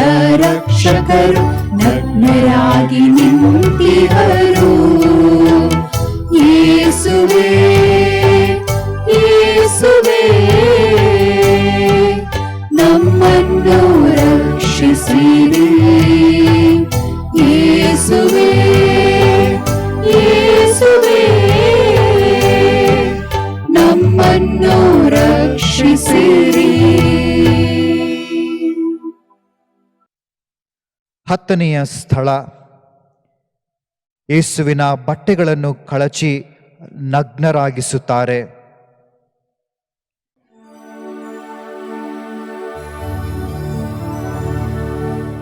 ಸ್ವಾಮಿ ಯೇಸುವೆ, ನಿಮ್ಮನ್ನು ಆರಾಧಿಸಿ ನಮಸ್ಕರಿಸಿ ನಿಮಗೆ ಕೃತಜ್ಞತಾ ಸ್ತೋತ್ರವನ್ನು ಮಾಡುತ್ತಿದ್ದೇವೆ. ಏಕೆಂದರೆ ನಿಮ್ಮ ಪವಿತ್ರ ಶಿಲುಬೆಯಿಂದ ಲೋಕವನ್ನು ರಕ್ಷಿಸಿದ್ದೀರಿ. ಯೇಸುವನ್ನು ಶಿಲುಬೆಗೇರಿಸಿದ ಬಳಿಕ ಸೈನಿಕರು ಯೇಸುವಿನ ಬಟ್ಟೆಗಳನ್ನು ತೆಗೆದುಕೊಂಡು ಒಬ್ಬೊಬ್ಬರಿಗೆ ಒಂದೊಂದು ಪಾಲಿನಂತೆ 4 ಪಾಲು ಮಾಡಿ ಹಂಚಿಕೊಂಡರು. ಅವರ ಒಳ ಅಂಗಿಯಾದರೋ ಹೊಲಿಗೆ ಇಲ್ಲದೆ ಮೇಲಿಂದ ಕೆಳಗಿನವರೆಗೆ ಹೆಣೆದದ್ದಾಗಿತ್ತು. ಸೈನಿಕರು ಯೇಸುವಿನ ಬಟ್ಟೆಗಳನ್ನು ಸುಲಿದುಕೊಂಡರು. ಯೇಸು ಮಾತ್ರ ಸಹನೆಯಿಂದಲೇ ಎಲ್ಲವನ್ನೂ ಸಹಿಸಿಕೊಂಡರು. ಸಾರ್ವಜನಿಕವಾಗಿ ಬೆತ್ತಲಾಗುವುದು ಪ್ರತಿಯೊಬ್ಬರಿಗೂ ಅವಮಾನದ ವಿಷಯ. ಊಹಿಸಿಕೊಳ್ಳಲಾರದಷ್ಟು ಚಿತ್ರಹಿಂಸೆಗಳನ್ನು ಸೈನಿಕರು ನೀಡುತ್ತಿದ್ದರು. ಯೇಸು ಸೈರಣೆಯಿಂದಲೇ ಎಲ್ಲವನ್ನೂ ತಾಳಿಕೊಂಡರು. ದೇಹದ ಗಾಯಗಳಿಗೆ ಅಂಟಿಕೊಂಡಿದ್ದ ಬಟ್ಟೆಗಳನ್ನು ಎಳೆದು ತೆಗೆಯುವಾಗ ಯೇಸುವಿನ ಯಾತನೆ ಮುಗಿಲು ಮುಟ್ಟಿರಬೇಕು. ಹಾಗಾದರೆ ನಮ್ಮ ಬದುಕು, ನಮ್ಮ ನೆರೆಯವರು ಮುಕ್ತರಾಗಿದ್ದರೂ ನಾವೆಷ್ಟು ಬಾರಿ ಅವರನ್ನು ಅವಮಾನಕ್ಕೆ ಗುರಿ ಮಾಡಿಲ್ಲ? ಇದು ಕ್ರಿಸ್ತರ ಮಾರ್ಗವಲ್ಲ. ಯೇಸು ನಿರ್ಜನ ಪ್ರದೇಶದಲ್ಲಿ ರೊಟ್ಟಿಯ ಪವಾಡವನ್ನು ಮಾಡಿದರು. ಆದರೆ ನಾವು ಪರರ ನೋವುಗಳನ್ನು ಉಲ್ಬಣಗೊಳಿಸುವ ಮಹತ್ ಕಾರ್ಯಗಳನ್ನು ಮಾಡುತ್ತಿದ್ದೇವೆ. ಯೇಸುವನ್ನು ನೋಡೋಣ. ಅವರಲ್ಲಿರುವುದೆಲ್ಲವನ್ನೂ ನಮಗೆ ನೀಡುತ್ತಾರೆ. ತಮ್ಮ ಜೀವವನ್ನೇ ಅರ್ಪಿಸಲು ಸಿದ್ಧರಿದ್ದಾರೆ. ಹಾಗಾದರೆ ನಾವೆಲ್ಲಿದ್ದೇವೆ? ಪ್ರಭು ಯೇಸುವೆ, ಜಗತ್ತು ತನ್ನ ಘನತೆ ಗೌರವಾಧಾರಗಳಿಗೆ ಜೋತು ಬಿದ್ದಂತೆ ನೀವು ಮಾಡಿಲ್ಲ. ಅಲ್ಪದರಲ್ಲೇ ಅತ್ಯಲ್ಪರಾದ ನಾವು ಪ್ರಯೋಜನಕ್ಕೆ ಬಾರದ ಘನತೆ ಗೌರವಗಳಿಗೆ ಅಂಟಿಕೊಂಡಿದ್ದೇವೆ. ಇತರರನ್ನು ನಮ್ಮ ಕಪಿಮುಷ್ಟಿಯಲ್ಲಿ ಹಿಡಿದಿಟ್ಟುಕೊಳ್ಳಲು ಪ್ರಯತ್ನಿಸುತ್ತೇವೆ. ಶಾಂತ ಹೃದಯರು, ದೀನ ಹೃದಯರು ಆದ ಯೇಸುವೆ, ನಮ್ಮ ಹೃದಯವನ್ನು ನಿಮ್ಮ ಹೃದಯದಂತೆ ಮಾಡ ಕರುಣಿಸಿರಿ. ನಮ್ಮ ಮೇಲೆ ದಯೆ ತೋರಿ ಸ್ವಾಮಿ. ನಮ್ಮ ಮೇಲೆ ದಯೆ ತೋರಿ ಸ್ವಾಮಿ. ವಿಶ್ವಾಸಿಗಳ ಆತ್ಮಗಳು ಸರ್ವೇಶ್ವರನ ಕೃಪೆಯಿಂದ ಸಮಾಧಾನದಲ್ಲಿ ವಿಶ್ರಮಿಸಲಿ.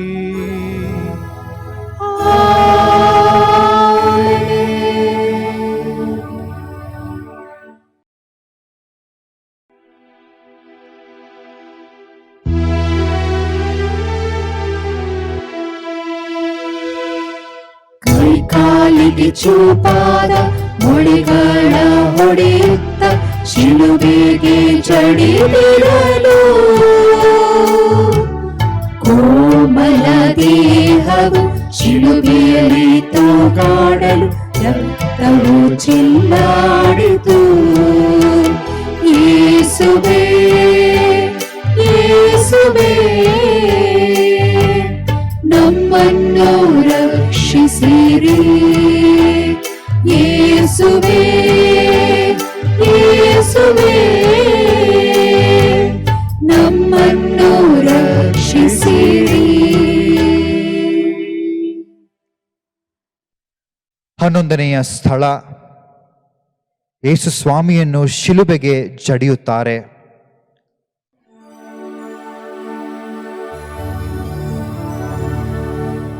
ಸ್ವಾಮಿ ಯೇಸುವೆ, ನಿಮ್ಮನ್ನು ಆರಾಧಿಸಿ ನಮಸ್ಕರಿಸಿ ನಿಮಗೆ ಕೃತಜ್ಞತಾ ಸ್ತೋತ್ರವನ್ನು ಮಾಡುತ್ತಿದ್ದೇವೆ. ಏಕೆಂದರೆ ನಿಮ್ಮ ಪವಿತ್ರ ಶಿಲುಬೆಯಿಂದ ಲೋಕವನ್ನು ರಕ್ಷಿಸಿದ್ದೀರಿ. ಕಪಾಲ ಎಂಬ ಸ್ಥಳಕ್ಕೆ ಬಂದು ಸೇರಿದ ಮೇಲೆ ಯೇಸುವನ್ನು ಶಿಲುಬೆಗೆ ಏರಿಸಿದರು. ಆ ಇಬ್ಬರು ಅಪರಾಧಿಗಳಲ್ಲಿ ಒಬ್ಬನನ್ನು ಅವರ ಬಲಗಡೆಯಲ್ಲೂ ಮತ್ತೊಬ್ಬನನ್ನು ಎಡಗಡೆಯಲ್ಲೂ ಶಿಲುಬೆಗೇರಿಸಲಾಯಿತು. ಮೊಳೆಗಳ ಆರ್ಭಟ, ಬಡಗಿಯ ಕೆಲಸದಲ್ಲಿ ಇದು ಸಾಮಾನ್ಯವಲ್ಲವೇ? ಮೊಳೆಗಳನ್ನು ಜಡಿಯುವುದು ಒಂದು ಮರದ ತುಂಡನ್ನು ಮತ್ತೊಂದಕ್ಕೆ ಜೋಡಿಸಲು. ಹಾಗಾದರೆ ಯೇಸು ಕೇವಲ ಒಂದು ವಸ್ತುವಾಗಿ ಬಿಟ್ಟರೆ? ಒಬ್ಬ ಮನುಷ್ಯನನ್ನು ಮರಕ್ಕೆ ಜಡಿಯುವುದರೆಂದರೆ ಏನು ಅರ್ಥ? ಒಬ್ಬ ಮುಗ್ಧ ವ್ಯಕ್ತಿಗೆ ಎಂತೆಂತಹ ಘೋರ ಶಿಕ್ಷೆ, ಎಂತಹ ನೀಚ ಅಜ್ಞಾನದ ನಡವಳಿಕೆ ಇದು! ಇಂದು ಇಡೀ ಜಗತ್ತು ಯೇಸುವನ್ನು ದೇವಾದಿ ದೇವರೆಂದು ಹಾಡಿಕೊಂಡಾಡುತ್ತಾರೆ. ಅನಗತ್ಯವಾಗಿ ನಾವು ನರಳಾಡುತ್ತೇವೆ ಹಾಗೂ ಅನವಶ್ಯಕವಾಗಿ ಇತರರ ನರಳಾಟಕ್ಕೆ ಕಾರಣರಾಗುತ್ತೇವೆ. ಪ್ರೀತಿಯು ಜೊತೆಯಾದಾಗ ಮಾತ್ರ ಯಾತನೆಗೆ ಅರ್ಥ ಬರುತ್ತದೆ.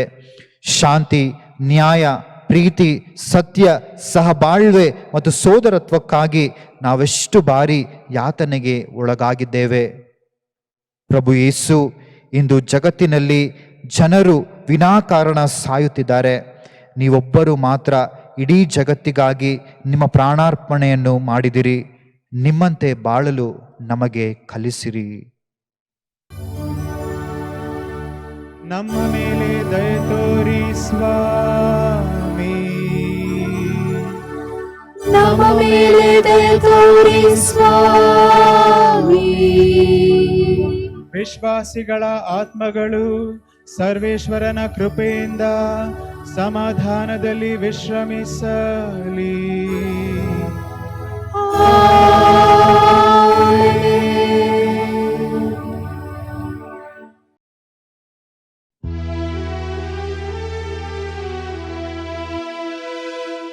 ತಂದೆಯ ಚಿತ್ತಕ್ಕೆ ತಲೆಬಾಗಿದ ಯೇಸು ಆತ್ಮವ ಅರ್ಪಿಸಿದರು.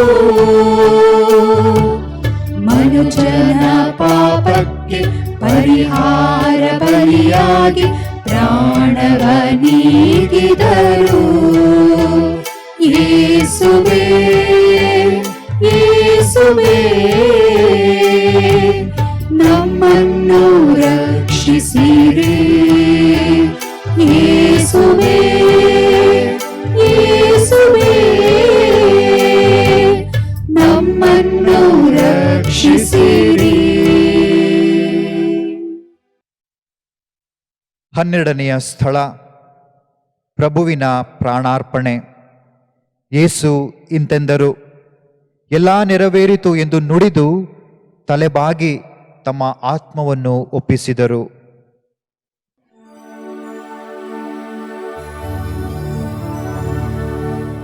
ಸ್ವಾಮಿ ಯೇಸುವೆ, ನಿಮ್ಮನ್ನು ಆರಾಧಿಸಿ ನಮಸ್ಕರಿಸಿ ನಿಮಗೆ ಕೃತಜ್ಞತಾ ಸ್ತೋತ್ರವನ್ನು ಮಾಡುತ್ತಿದ್ದೇವೆ. ಏಕೆಂದರೆ ನಿಮ್ಮ ಪವಿತ್ರ ಶಿಲುಬೆಯಿಂದ ಲೋಕವನ್ನು ರಕ್ಷಿಸಿದ್ದೀರಿ.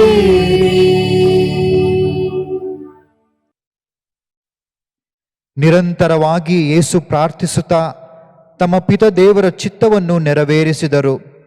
ಪಿತದೇವರು ಪರಿಪೂರ್ಣರಾಗಿರುವಂತೆ ನಾವು ಪರಿಪೂರ್ಣರಾಗಿರಬೇಕೆಂಬುದು ಯೇಸುವಿನ ಬಯಕೆ. ಯೇಸು ನಿಜ ದೇವರು ನಿಜ ಮನುಷ್ಯರು ಆಗಿದ್ದರ ಪರಿಣಾಮ ದೈವ ಪ್ರೀತಿಯನ್ನು ಮನುಕುಲಕ್ಕೆ ತಂದರು. ಅವರ ಪರಿಪೂರ್ಣ ಪ್ರೀತಿಯು ಶಿಲುಬೆಯ ಮರಣದಲ್ಲಿ ಪ್ರಚುರವಾಯಿತು. ನೆರೆಯವರನ್ನು ಪ್ರೀತಿಸಬೇಕು ಎಂಬುದನ್ನು ತಮ್ಮ ಪ್ರಾಣಧಾರಣೆಯ ಮೂಲಕ ಸಾಬೀತುಪಡಿಸಿದರು. ನಾವು ಮರಣವನ್ನು ಅಪ್ಪುವಾಗ ಯೇಸುವಿನಂತೆ ನುಡಿಯಲು ಸಾಧ್ಯವೇ? ಇದಕ್ಕಾಗಿ ನಾವು ದೇವರ ಚಿತ್ತವನ್ನು ಅತಿ ಸೂಕ್ಷ್ಮವಾಗಿ ಗಮನಿಸುತ್ತಾ ಕಾರ್ಯಮಗ್ನರಾಗಬೇಕು. ಪ್ರಭು ಯೇಸುವೆ, ನಿಮ್ಮ ಜೀವನವೇ ನನ್ನ ಜೀವನ. ಈ ಮಾತು ನಮ್ಮ ಬದುಕಿನ ಸತ್ಯವಾಗಬೇಕಾದರೆ ದೇವರ ಚಿತ್ತದಂತೆ ನಾವು ಜೀವಿಸಬೇಕಾಗಿದೆ. ನೀವು ಸದಾ ನಮ್ಮೊಂದಿಗೆ ಇದ್ದೀರಿ ಎಂಬ ಸತ್ಯವನ್ನು ನಾನು ಮನಗಾಣುವಂತೆ ಮಾಡಿರಿ.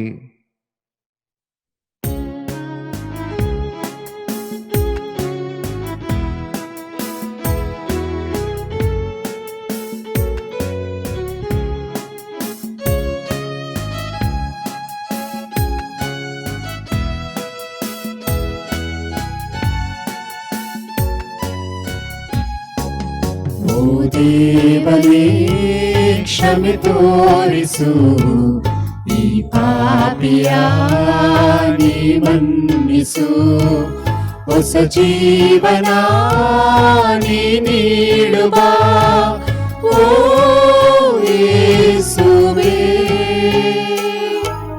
ಓ ದೇವನೇ ಕ್ಷಮೆ ತೋರಿಸು, ಈ ಪಾಪಿಯ ನೀ ಮನ್ನಿಸು, ಹೊಸ ಜೀವನ ನೀ ನೀಡುವ ಓ ಯೇಸುವೇ.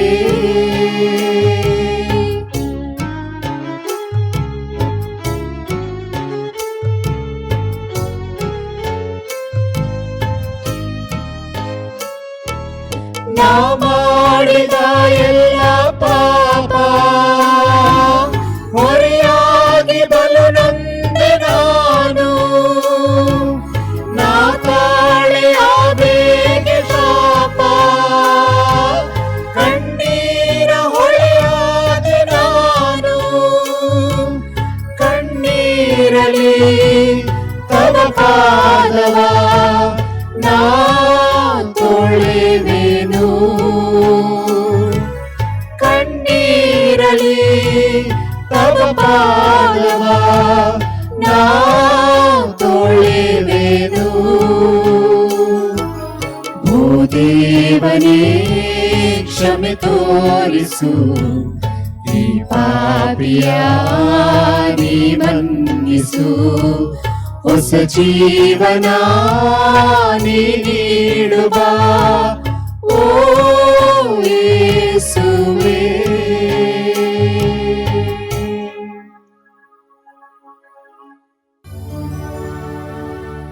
ನಮ್ಮ ಮೇಲೆ ದಯ ತೋರಿ ಸ್ವಾಮಿ, ನಮ್ಮ ಮೇಲೆ ದಯ ತೋರಿ ಸ್ವಾಮಿ. ವಿಶ್ವಾಸಿಗಳ ಆತ್ಮಗಳು ಸರ್ವೇಶ್ವರನ ಕೃಪೆಯಿಂದ ಸಮಾಧಾನದಲ್ಲಿ ವಿಶ್ರಮಿಸಲಿ.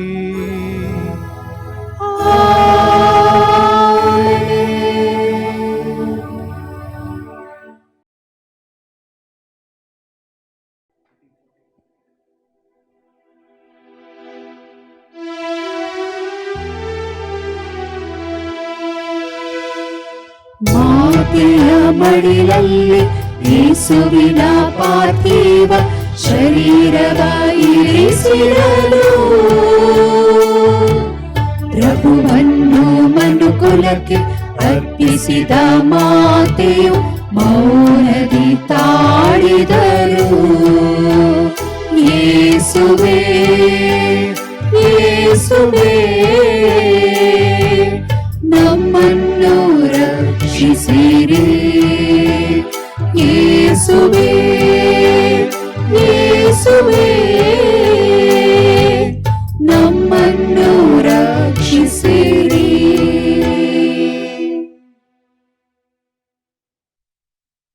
ಹದಿಮೂರನೆಯ ಸ್ಥಳ, ಯೇಸು ಸ್ವಾಮಿಯ ಶರೀರವನ್ನು ತನ್ನ ತಾಯಿಯ ಮಡಿಲಿನಲ್ಲಿ ಇಡುತ್ತಾರೆ.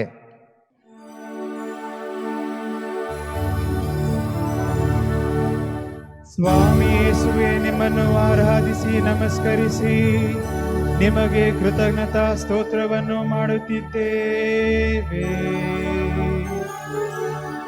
ಏಕೆಂದರೆ ನಿಮ್ಮ ಪವಿತ್ರ ಶಿಲುಬೆಯಿಂದ ಲೋಕವನ್ನು ರಕ್ಷಿಸಿದ್ದೀರಿ.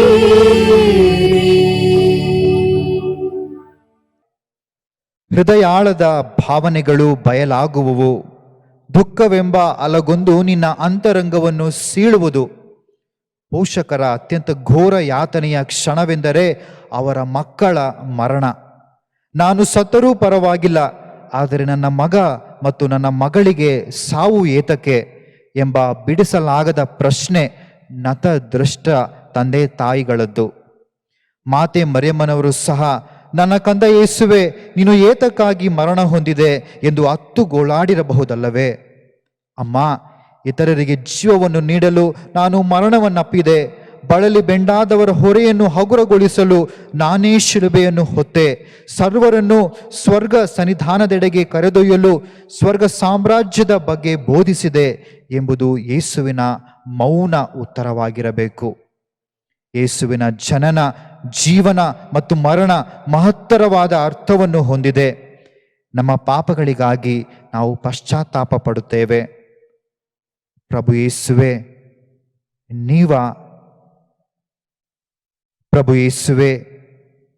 ಜೀವ ನಿಮ್ಮ ಕೊಡುಗೆ.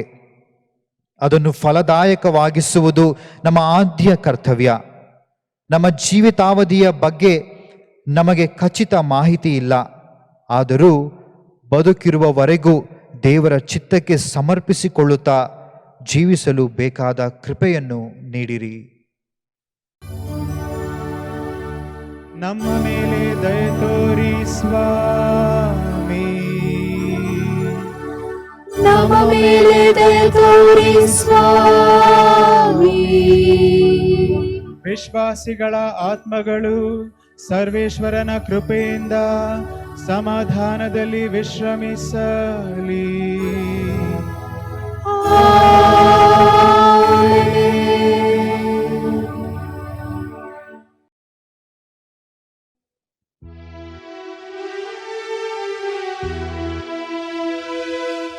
ನರಿಗಳಿಗೆ ಗುಹೆಯುಂಟು, ಹಕ್ಕಿಗಳಿಗೆ ಗೂಡುಂಟು, ನರಪುತ್ರಗೆ ಸ್ಥಳವಿಲ್ಲವೇ? ಪ್ರಭುವಿನ ದೇವವ ಅರಿಮತಾಯ ಜೋಸೆಫನ ಸಮಾಧಿಯಲ್ಲಿರಿಸಿದರು. ಯೇಸುವೇ, ಯೇಸುವೇ, ನಮ್ಮನ್ನು ರಕ್ಷಿಸಿರಿ. ಯೇಸುವೇ, ಯೇಸುವೇ,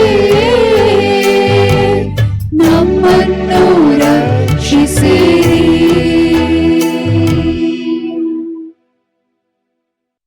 14ನೆಯ ಸ್ಥಳ, ಯೇಸುವಿನ ಪಾರ್ಥಿವ ಶರೀರವನ್ನು ಸಮಾಧಿ ಮಾಡಲಾಗುತ್ತದೆ.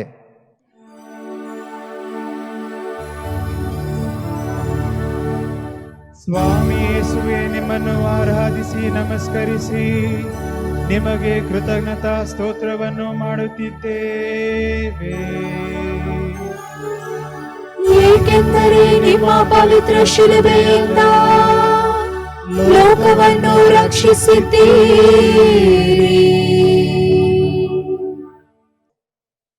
ಅರಿಮತಾಯ ಪಟ್ಟಣದ ನಿವಾಸಿ ಜೋಸೆಫನು ಪಿಲಾತನ ಬಳಿಗೆ ಹೋಗಿ ಯೇಸುವಿನ ಪಾರ್ಥಿವ ಶರೀರವನ್ನು ತನಗೆ ಕೊಡಿಸಬೇಕೆಂದು ಕೇಳಿಕೊಂಡನು. ತರುವಾಯ ಶರೀರವನ್ನು ಶಿಲುಬೆಯಿಂದ ಇಳಿಸಿ ನಾರುಮಡಿ ವಸ್ತ್ರದಲ್ಲಿ ಸುತ್ತಿ ಸಮಾಧಿಯಲ್ಲಿ ಇಟ್ಟನು. ಸತ್ಯವಂತನಿಗೆ ಸಮಾಧಿ ಎಂಬುದಿಲ್ಲ. ಸಮಾಧಿ ಆತನನ್ನು ನಾಶಗೆಡವಲು ಸಾಧ್ಯವಿಲ್ಲ, ಜೀವವನ್ನು ಹೂತಿಡಲು ಸಾಧ್ಯವಿಲ್ಲ. ಆದುದರಿಂದಲೇ ಯೇಸು ಇಂತೆಂದಿದ್ದಾರೆ, ದೇಹವನ್ನು ಕೊಂದು ಹಾಕುವವರಿಗೆ ಭಯಪಡಬೇಡಿ, ಏಕೆಂದರೆ ಅವರಿಂದ ಆತ್ಮವನ್ನು ಕೊಲ್ಲಲು ಆಗದು. ಆದರೆ ದೇಹಾತ್ಮಗಳೆರಡನ್ನೂ ನರಕದಲ್ಲಿ ನಾಶ ಮಾಡಬಲ್ಲ ದೇವರಿಗೆ ಭಯಪಡಿ. ಒಬ್ಬ ವ್ಯಕ್ತಿಯನ್ನು ಸಮಾಧಿ ಮಾಡಲಾಗಿದೆ, ಏಕೆಂದರೆ ಮಾನವ ಕುಲದ ಎಲ್ಲ ಅಪರಾಧಗಳನ್ನು ಸಮಾಧಿ ಮಾಡಿದವರು ನಮ್ಮ ಪ್ರಭು ಯೇಸು. ಪ್ರಾಣಿಗಳಂತೆ ಜೀವಿಸಿದಾಗ ಸಮಾಧಿಯಾಗುವುದಕ್ಕೆ ಅರ್ಥ ಮತ್ತು ಘನತೆ ಬರುವುದಿಲ್ಲ. ಸಮಾಧಿಗೂ ಒಂದು ಹೊಸ ಅರ್ಥವನ್ನು ನೀಡಿದ್ದು ಯೇಸುವಿನ ಸಮಾಧಿಯ ಪ್ರವೇಶ. ಬದುಕಿನ ಶೂನ್ಯದ ಸಂಕೇತವಾಗಿರುವ ಸಮಾಧಿಯಿಂದಲೇ ನಿತ್ಯ ಜೀವದ ಭರವಸೆಯ ಕಿರಣವನ್ನು ಯೇಸು ತಂದರು. ಸತ್ಯ ಪರರಾಗಿ ಜೀವಿಸುವಾಗ ನೈಜ ಜೀವನಕ್ಕೆ ಸೋಪಾನವಾಗುತ್ತದೆ ಎಂಬ ಸತ್ಯವನ್ನು ನಾವು ಅರಿತು ಬಾಳುವಂತೆ ಕೃಪೆ ತೋರಿರಿ ಪ್ರಭು ಯೇಸುವೆ. ನಮ್ಮ ಮೇಲೆ ದಯೆ ತೋರಿ ಸ್ವಾಮಿ. ನಮ್ಮ ಮೇಲೆ ದಯೆ ತೋರಿ ಸ್ವಾಮಿ. ವಿಶ್ವಾಸಿಗಳ ಆತ್ಮಗಳು ಸರ್ವೇಶ್ವರನ ಕೃಪೆಯಿಂದ ಸಮಾಧಾನದಲ್ಲಿ ವಿಶ್ರಮಿಸಲಿ.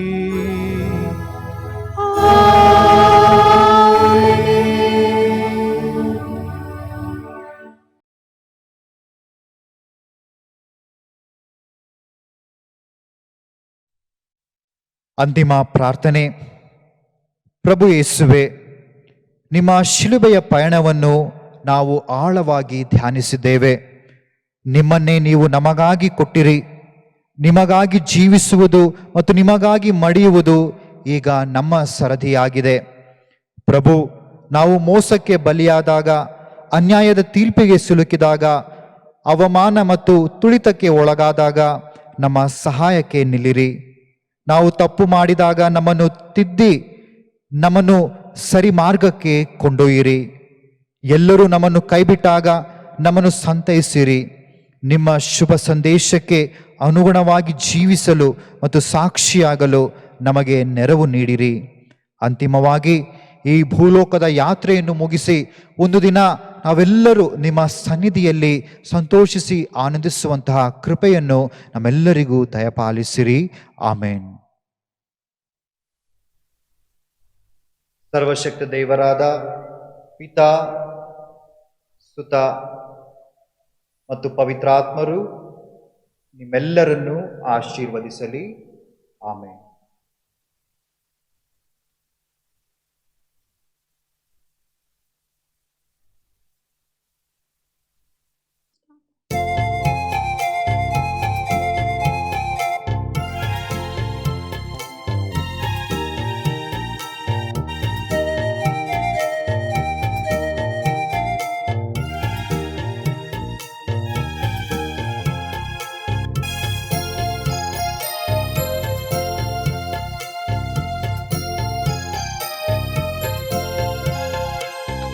ನೋಡುತ್ತಿಹ ಕೇಳುತ್ತಿಹ ಎನ್ನನ್ನೇ, ನೀನಾರಿಗಾಗಿಯೋ ಮಾನವ ಮಾನವ, ನಿನಗಾಗಿಯೋ ನನಗಾಗಿಯೋ ಕೇಳುತ್ತಿರುವ ಯೇಸು, ಕೇಳುತ್ತಿರುವ ಯೇಸು. ನೋಡುತ್ತಿಹ ಕೇಳುತ್ತಿಹ ಎನ್ನನ್ನೇ, ನೀನಾರಿಗಾಗಿಯೋ ಮಾನವ ಮಾನವ.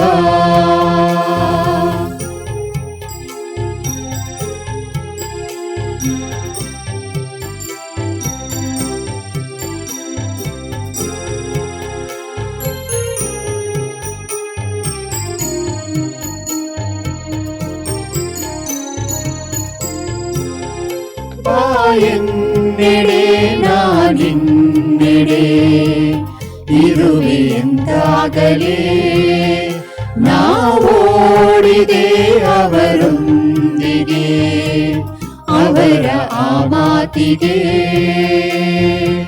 ಸ್ವಾರ್ಥ ತೊರೆದು ನ ಪ್ರೀತಿಯಿಂದಲೇ ನಾನು ನಿಮಗಾಗಿ ಬಾಳ್ವೆ ನಡೆಸುವೆನೆಂದೇ, ಹೊಸ ಹಾದಿಯಲ್ಲಿ ನಡೆವೆ. ನೋಡುತ್ತಿಹ ಕೇಳುತ್ತಿಹ ಎನ್ನನ್ನೇ, ನೀನಾರಿಗಾಗಿಯೋ ಮಾನವ ಮಾನವ, ನಿನಗಾಗಿಯೋ ನನಗಾಗಿಯೋ ಕೇಳುತ್ತಿರುವ ಯೇಸು, ಕೇಳುತ್ತಿರುವ ಯೇಸು. ನೋಡುತ್ತಿಹ ಕೇಳುತ್ತಿಹ ಎನ್ನನ್ನೇ, ನೀನಾರಿಗಾಗಿಯೋ ಮಾನವ ಮಾನವ.